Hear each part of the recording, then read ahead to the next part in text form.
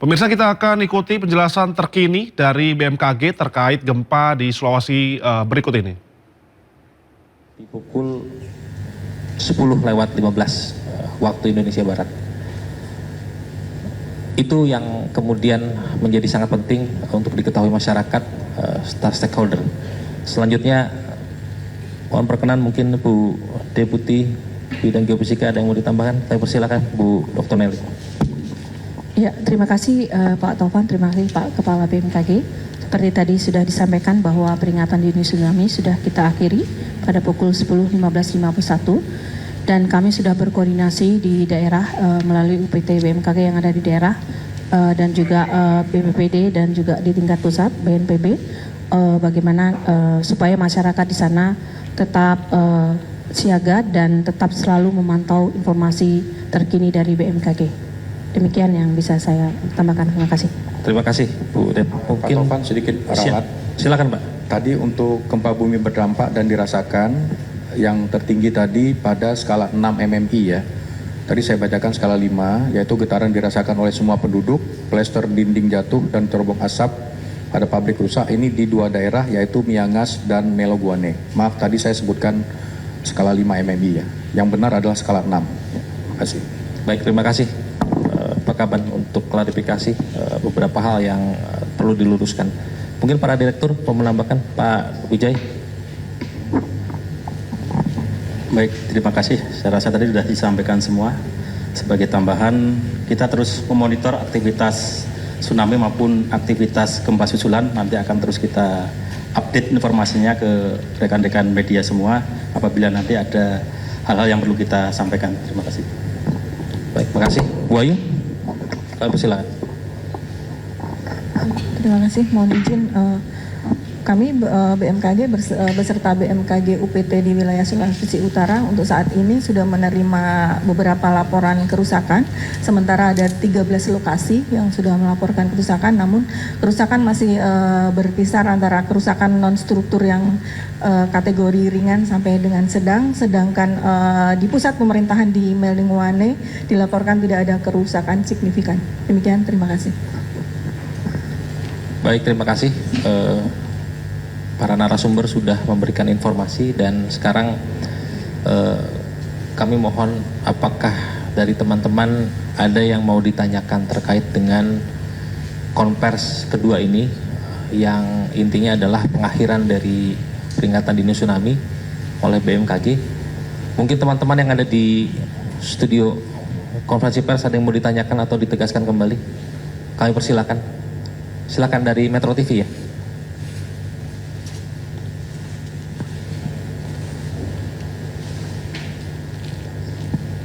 Terima kasih atas kesempatannya. Saya Tera dari Metro TV. Pak, mau memperjelas aja, ini kan tadi diinfokan bahwa gempanya itu terjadi.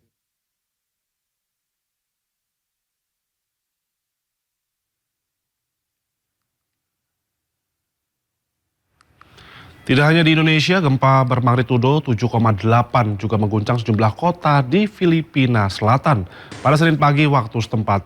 Gempa membuat panik warga dan merusak sejumlah bangunan. Inilah detik-detik gempa saat mengguncang wilayah General Santos City, Filipina.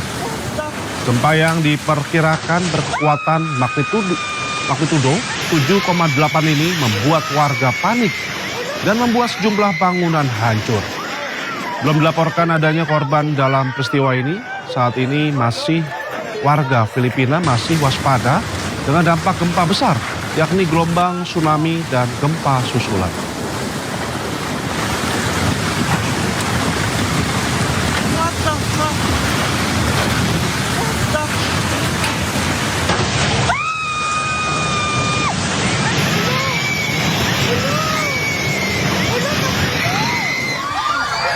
Selain wilayah General Santos, gempa juga mengguncang wilayah Mindanao. Murid sekolah dievakuasi ke lapangan terbuka dan guncangan gempa dirasakan sangat kuat hingga tanah bergoyang. Survei Geologi Amerika Serikat dan Pusat Peringatan Regional mengeluarkan peringatan tsunami. Pusat Peringatkan Tsunami Pasifik mengatakan Gelombang tsunami diperkirakan terjadi dalam beberapa jam ke depan. Tak hanya Filipina, tapi tsunami juga diperkirakan menghampiri sepanjang pantai Indonesia, Taiwan, dan Papua Nugini.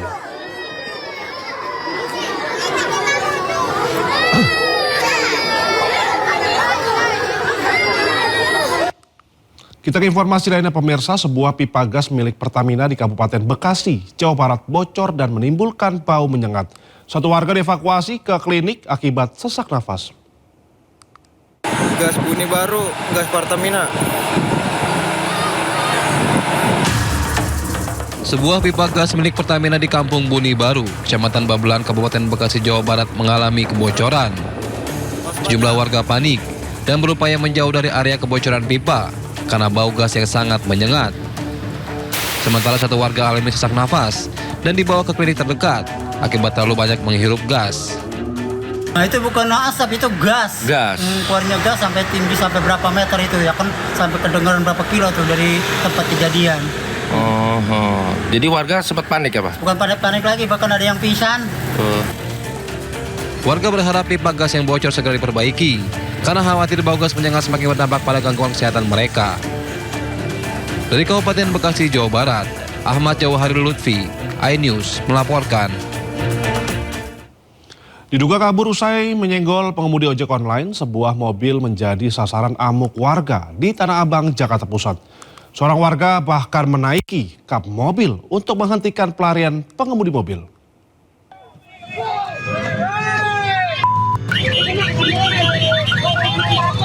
Mobil SUV hitam ini dipaksa berhenti oleh sejumlah pengendara dan warga saat melintas di Jalan Kiai Haji Mas Mansur, Tanah Abang, Jakarta Pusat.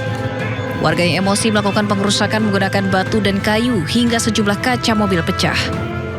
Bahkan seorang warga nekat menaiki kap mobil saat pengemudi nekat melanjutkan perjalanan. Meski sempat kabur ke arah Pasar Tanah Abang, namun mobil akhirnya berhasil dihentikan ketika terjebak kemacetan. Menurut saksi, insiden pengerusakan mobil terjadi pada Sabtu sore, di mana mobil yang dikemudikan seorang pria diduga kabur usai menyenggol seorang pengemudi ojol. Makanya di sini, di depan putaran sini, dikerumunin, kan macet pasan sampai di sini putaran. Langsung tuh orang-orang pada nyamperin. Akibat kejadian, mobil mengalami kerusakan yang cukup parah dan pengemudi terluka di bagian wajah diduga terkena pecahan kaca. Pengemudi mobil selanjutnya dibawa ke Polsek Metro Tanah Abang. Dari Jakarta, Rani Sanjaya, iNews melaporkan. Pelaku pembunuhan bidan di Situbondo akhirnya menyerahkan diri ke Polda Jawa Timur. Sosok pelaku tak lain merupakan suami korban.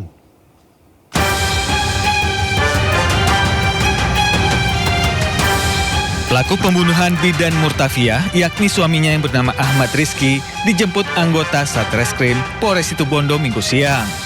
Sebelumnya, Ahmad Rizky sempat menyerahkan diri ke Mapolda Jatim. Di hadapan polisi, pelaku mengaku cemburu buta kepada korban dan tega menghabisi istrinya menggunakan batu. Sementara itu, pihak keluarga meminta hukuman yang maksimal karena korban tewas secara tragis. Hanya tiba-tiba harus meninggal tragis gitu aja. Untuk motifnya berdasarkan pengakuan dari terduga pelaku, dia cemburu dan sakit hati. Itu korban mengalami luka di mana saja hasilnya? Berdasarkan olah TKP yang kami lakukan, terdapat luka pada bagian kepala.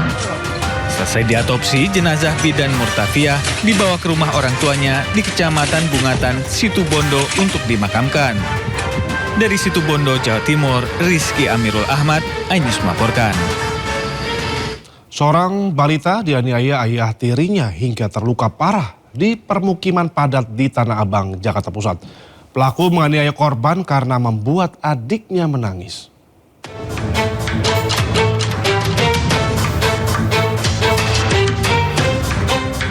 Polisi melakukan penyelidikan balita laki-laki berusia 4 tahun yang tinggal di pemukiman padat penduduk di kawasan Tanah Abang, Jakarta Pusat, dianiaya ayah tirinya.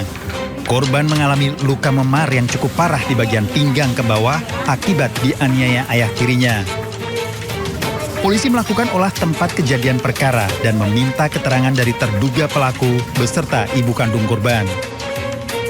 Sayangnya, ibu kandung korban enggan melaporkan aksi penganiayaan ini ke ranah hukum. Ayah tiri korban menganiaya dengan rotan kering.